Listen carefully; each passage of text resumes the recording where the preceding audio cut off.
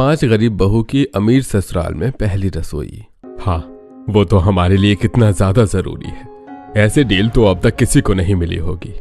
हाँ पापा, मुझे पता है, इसीलिए तो मैं इसके लिए इतनी मेहनत कर रहा हूँ। हाँ, तो उस मेहनत का फल भी तो हमें मिल ही रहा है। कल ही वो डील फाइनल हो जाएगी। इतनी इंपॉर्टेंट थी, इसके लिए तो रात रात भर जागे हैं। तभी शांति देवी और रूबी आती हैं। तुम लोग क्या दिन रात डील करते रहते हो? इतने अमीर हो गए हो और कितना पैसा चाहिए? वही तो, किसी को खाने पीने का भी ध्यान नहीं रहता। चलिए सब लोग खाना खाइए।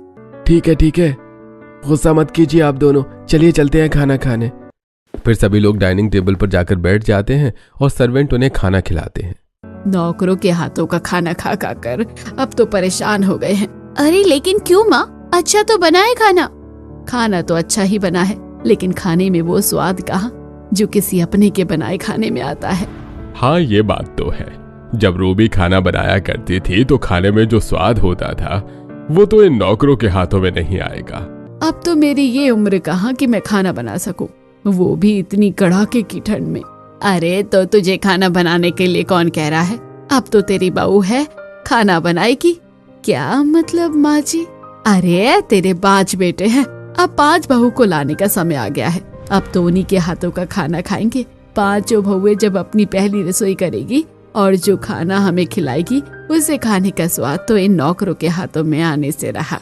मतलब अब हमारे 5 भाभी आएंगी और 5 भैया की शादी होगी। हाँ, अब हमारे घर में 5 बहुएं आएंगी।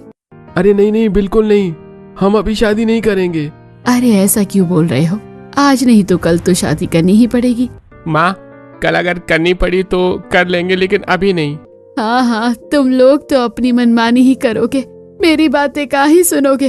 थोड़ा सा भी नहीं सोचते कि हमारी एक दादी है, उनका कोई सपना है। तुम लोग तो 2-3 साल बाद शादी कर लोगे, लेकिन मैं तो अपनी पर बहुओं को देख ही नहीं पाऊंगी। लेकिन दादी, आप ऐसा क्यों बोल रही हैं? ऐसा ना बोलूं तो कैसा बोलूं? तुम लोगों को मेरा ध्यान ही नहीं है।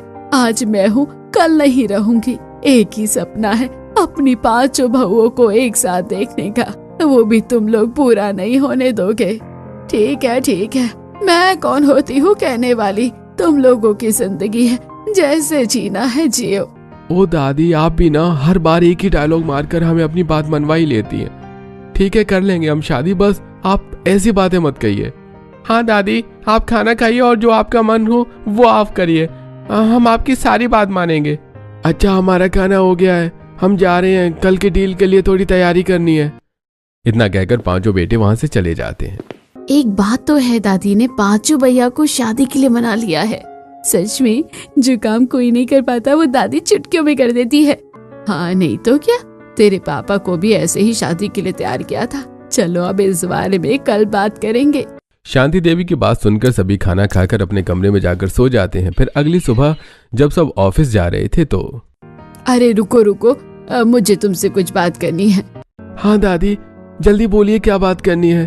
तुम लोगों ने कल शादी के लिए हाँ कर दिया है, इसलिए अगर तुम लोगों को कोई लड़की पसंद है तो बता दो, हम उसी से तुम्हारी शादी करवा देंगे। नहीं, वहाँ हम में से किसी को भी कोई लड़की पसंद नहीं है। वो तो हम दादी के बोलने पर शादी के लिए तैयार हुए हैं। आपकी पसंद ही हमारी पसंद है।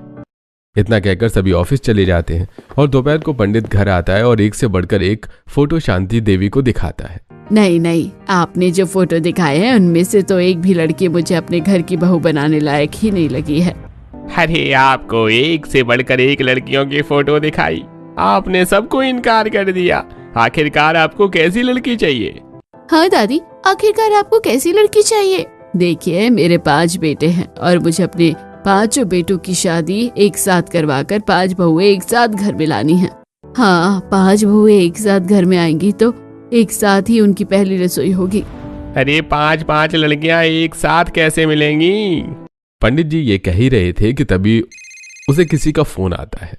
क्या हुआ पंडित जी, आपको मेरी बेटियों के लिए कोई लड़का मिला या नहीं? अरे आप तो जानते ही हैं, आजकल दहेज लिए बिना कौन शादी करता है। हाँ, हमें पता है कि हम लोग गरीब हैं, हमारे पास देने को दहेज नहीं है, लेकिन कोई तो ऐसा परिवार होगा जिसे दहेज से ज्यादा एक अच्छी बहू चाहिए। अच्छा ठीक है, जैसे ही कोई लड़का मिलता है मैं आपको बताता हूँ। इतना कहकर पंडित फोन रख देता है और तभी उसे शांति देवी की बातों का ध्यान आता है। अरे अभी अभी जिनका फोन आया था उनकी 5 बेटियां हैं, शायद वो आपको पसंद आ जाए, बस वो आपको दहेज नहीं दे पाएंगे, बाकी हैं बड़ी संस्कारी, गांव से हैं। अच्छा, आप फोटो दिखाइए। फिर पंडित शांति देवी और सभी को उन 5 की तस्वीर दिखाता है। हाँ, बस ऐसी लड़की ही तो चाहिए थी, आपने पहले इसकी फोटो क्यों नहीं दिखाई? लेकिन देखिए, मैं पहले ही बता देता हूँ, दहेज के नाम पर एक फूटी कौड़ी नहीं मिलेगी आप लोगों को। हमें दहेज नहीं चाहिए जी, इतने अमीर तो हैं ही हम लोग, दहेज लेकर क्या करेंगे? माँ जी को लड़की पसंद आ गई तो बात खत्म। हाँ माँ की पसंद ही हम सब की पसंद है, और फिर ये लड़की भी हमें अच्छी लगी, इसलिए आप बात कर लीजिएगा। ठीक है, तो फिर आप लोग तैयारी कर लीजिएगा, कल ही लड़की देखने जाना होगा। इतना कहकर पंडित वहां से चला जाता है और घर में कल की तैयारी शुरू हो जाती है और सभी तैयार होकर लड़की देखने पहुंचते हैं। ये देखिए, यही हैं वो लोग जो बिना दहेज के रिश्ता स्वीकार कर चुके हैं। क्या ये लोग? लेकिन आपने बताया है ना कि हम दहेज नहीं दे सकते। हाँ भाई साहब, हमें तो दहेज लेना भी नहीं है, आप बस अपनी बेटियों को बुलाइए।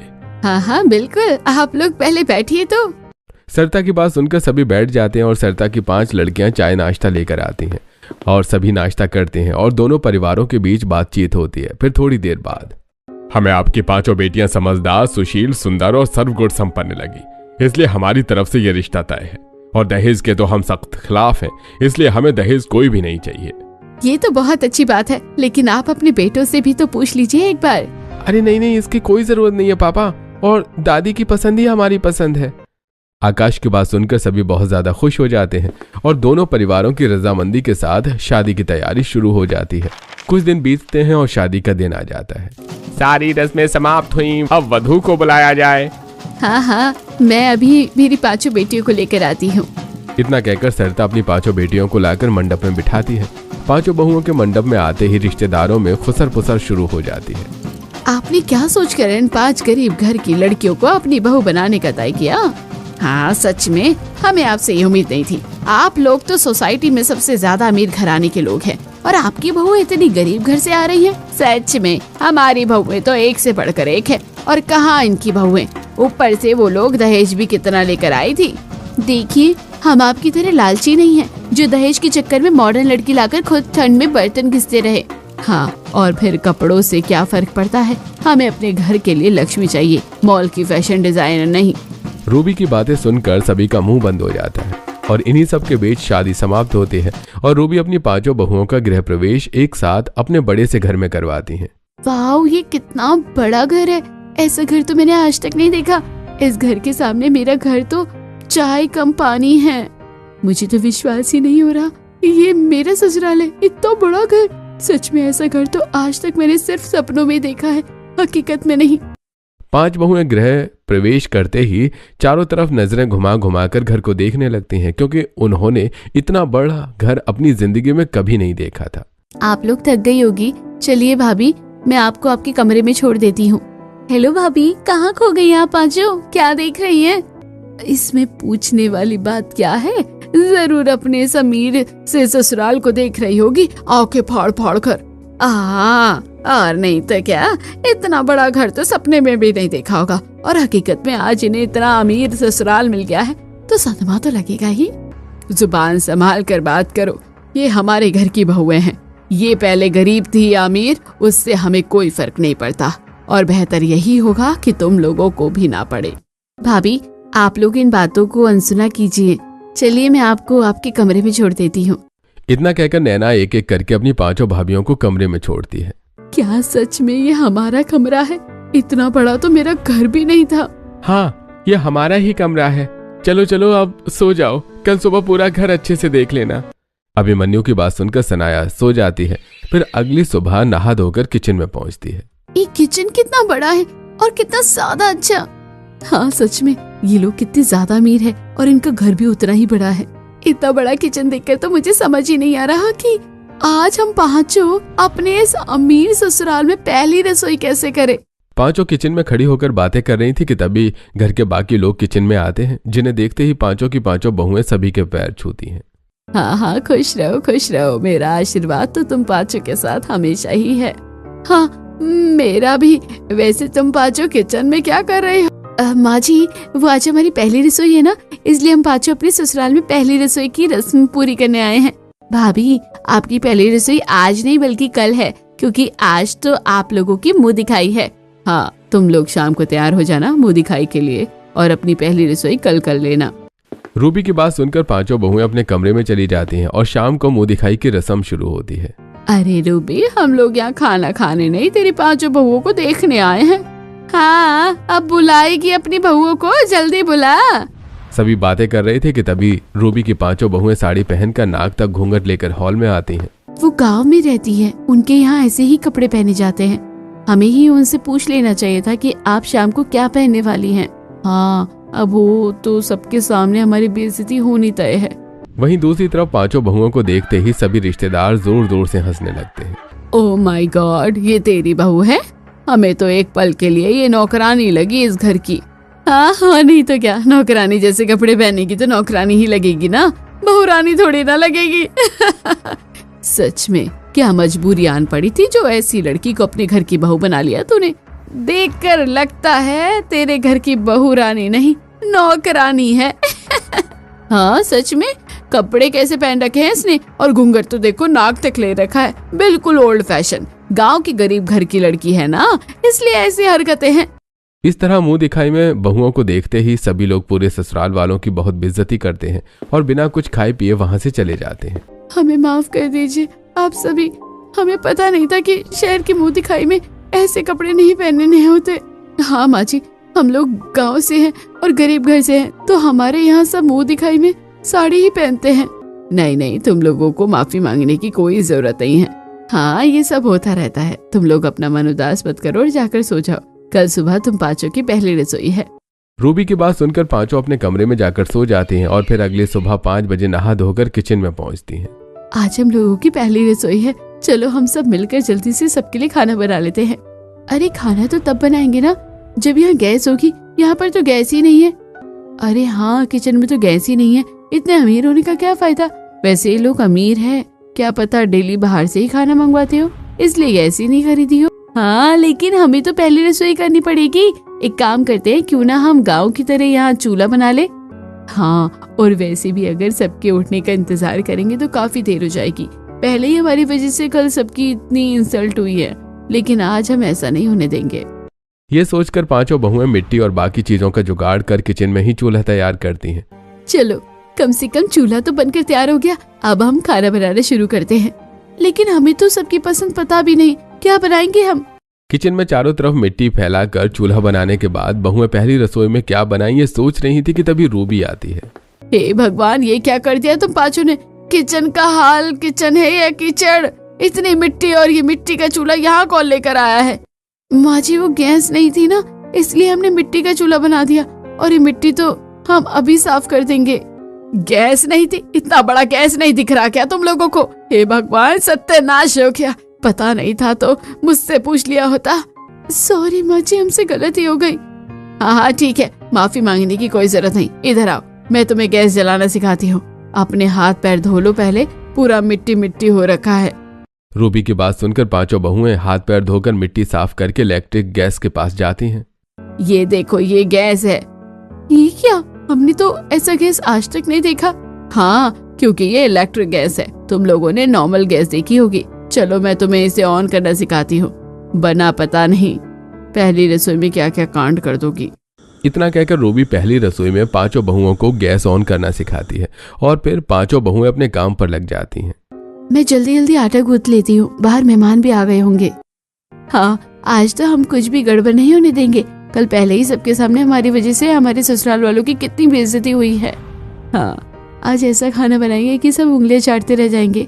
मैं एक काम करती हूँ, जल्दी से सब्जियां काट देती हूँ, और हाँ, मैं मसाला तैयार कर लेती हूँ। सिलबट्टा कहाँ है? अरे मैंने सुना है कि अमीरों के घर में मिक्सचर होता है, हमें हाथों से मसाला पीसने की जरूरत नहीं है। अरे हाँ, मिक्सर में मसाला ही डालते हैं और अपने आप मसाला पिस जाता है। चलो हम लोग भी मिक्सर में मसाला पीसते हैं। अरे लेकिन मिक्सर कहाँ है? यहीं कहीं होगा, चलिए देखते हैं। फिर पांचों बहुएं मिक्सर ढूंढने लगती हैं और जैसे ही उन्हें मिक्सर मिलता है वो मिक्सर में मसाला डालती हैं। मसाला तो डाल दिया, इसे ऑन कैसे करते हैं? अरे लगता है ये रहा, इसे घुमाने से मिक्सर ऑन हो जाएगा।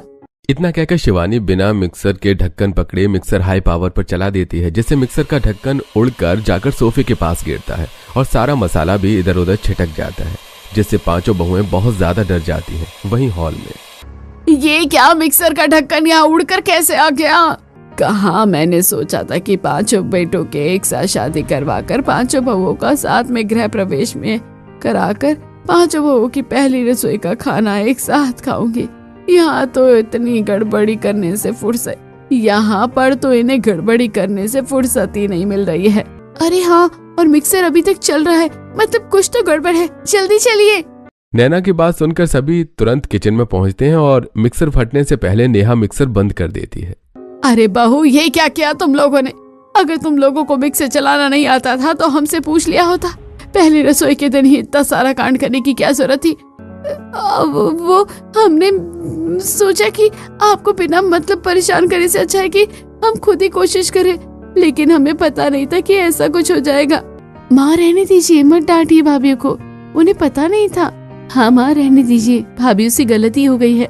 हाँ, और फिर आइए भाभी, मैं आपको मिक्सर चलाने से। नेहा और नैना मिलकर पांचों बहुओं को मिक्सर चलाना सिखाती हैं। इन्हीं सब गड़बड़ों के बीच पहली रसोई की रस्म पूरी होती है और 5 बहुएं तरह तरह के पकवान बनाकर सभी को खिलाती हैं। खाना तो अच्छा बना है, लेकिन अच्छा खाना तो नौकरानी भी बना लेती है, उसके लिए बहुरानी की क्या जरूरत? हाँ, और नहीं तो क्या। वैसे भी इन लोगों को देखकर कौन कहेगा कि ये बहू है किसी के घर की। मुझे तो इन्हें देखते ही खाना खाने का मन ही नहीं कर रहा। कितनी गंदी सी लग रही हैं, ऐसी अजीब सी साड़ी, और बाल भी देखो कितने बिखरे हुए हैं। हाँ, मैं भी इन 5 के हाथों का खाना नहीं खा सकती। एक बात तो है रूबी जी, आपकी पसंद बड़ी ही बेकार है। सभी 5 बहुओं की पहली रसोई में बहुत ज्यादा बेइज्जती करते हैं और बिना खाना खाए चले जाते हैं और वापस कभी न आने की बात कहते हैं।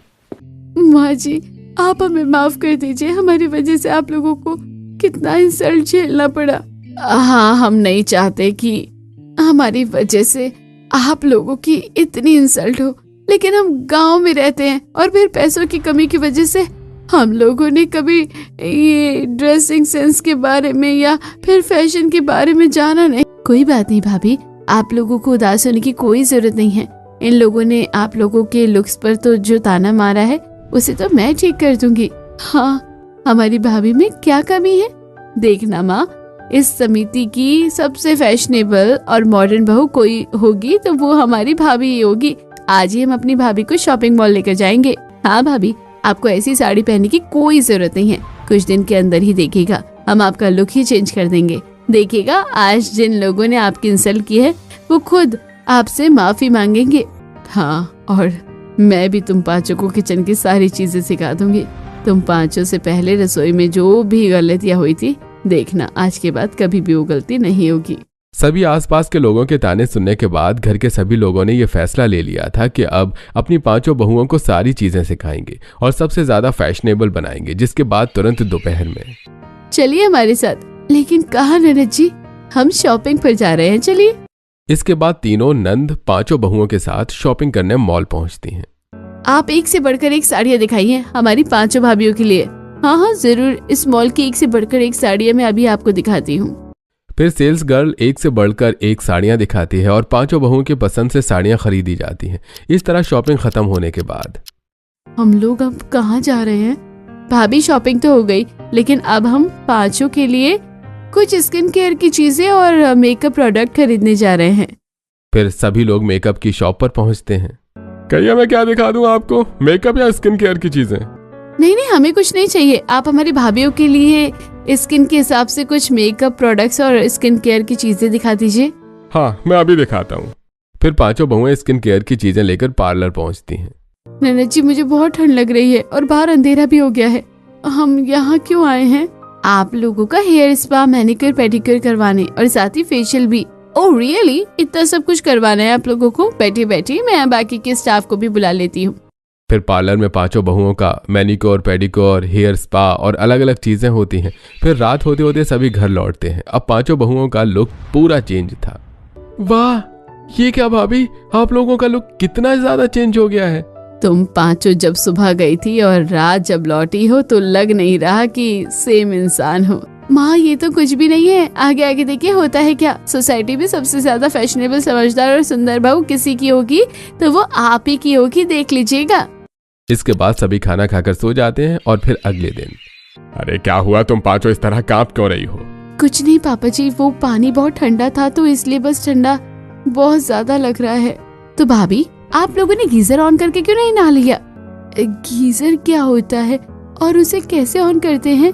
चलो मैं तुम्हें गीजर ऑन करना सिखाती हूँ। फिर रूबी पांचों बहुओं को गीजर साथ ही हीटर ऑन करना सिखाती है और अब इसी तरह हर एक छोटी मोटी चीज घर के सभी लोग मिलकर पांचों बहुओं को यूज करना सिखाते हैं और नंदे मिलकर पांचों बहुओं का गेटअप भी चेंज कर देती हैं। फिर एक दिन कुछ पड़ोसने घर आती हैं। अरे आप लोग, यहाँ कुछ काम था क्या? हाँ काम था तभी तो आए हैं, वरना हम आपकी नौकरानी जैसी बहू रानी को देखने थोड़ी ना आते। वैसे काम ये था कि बहुत दिनों से सोसाइटी में ना कोई सेलिब्रेशन नहीं हुआ है और ना ही कोई कथा पूजा, इसलिए सोसाइटी में जगराता प्लान किया है। हमारी सारी मॉडर्न बहुएं मिलकर उसकी तैयारी कर रही हैं, क्योंकि आपकी गंवार बहुओं के हाथ में तो है नहीं हमारी सोसाइटी की जिम्मेदारी संभालना। आप लोग ज्यादा बोल रही हैं, ज्यादा हो चाहे कम बोल रहे हो, सच बोल रहे हैं। खैर छोड़िए, आप लोग अपने पूरे परिवार के साथ जगराते में आ जाइएगा। इतना कहकर सभी पड़ोसने वहाँ से चली जाती हैं और रूबी अपने पूरे परिवार को ये खबर सुनाती है। क्या पूजा? इसमें तो बहुत मजा आएगा, वैसे भी इतने दिनों से किसी पूजा में नहीं गए। हाँ मैं भी बहुत ज्यादा खुश हूँ पूजा में जाने का मौका जो मिला है। पांचों बहुएं पूजा का नाम सुनकर बहुत ज्यादा खुश थीं और अब जगराते का समय भी नजदीक आ रहा था। जगराते के दिन सुबह।